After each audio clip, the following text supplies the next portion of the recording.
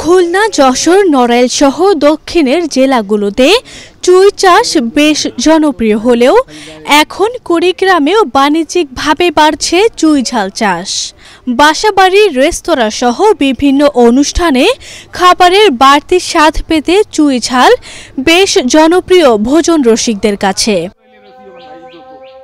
খাবারের স্বাদ বাড়ানোর পাশাপাশি ক্যান্সার, হৃদরোগ সহ নানা রোগের প্রতিষেধক হিসেবেও ব্যবহার করা হয় চুই ঝাল।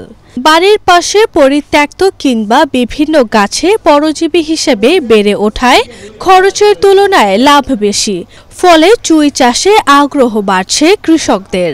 এই চুই ঝাল একটা ওষুধি গুণ সম্পন্ন গাছ, যেটা এমনি তরকারিতেও খাওয়া যায়, সবজি হিসাবে, এমনকি বিভিন্ন ওষুধের কাজে লাগে।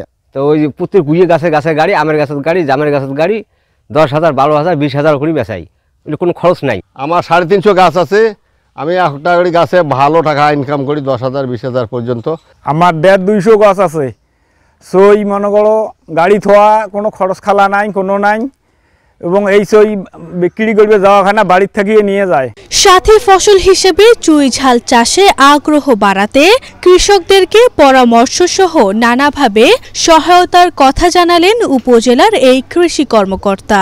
চুই ঝাল একটা মশলা জাতীয় ফসল। আমাদের চুই ঝাল চাষাবাদটা নাগেশ্বর উপজেলাতে দিন দিন জনপ্রিয়তা লাভ করছে। আমরাও কৃষকদেরকে উৎসাহিত করছি যাতে ওনারা চুই ঝাল চাষাবাদে আগ্রহ হয়। কুড়িগ্রামে এবছর 21 হেক্টর জমিতে চাষ হচ্ছে চুই ঝালের।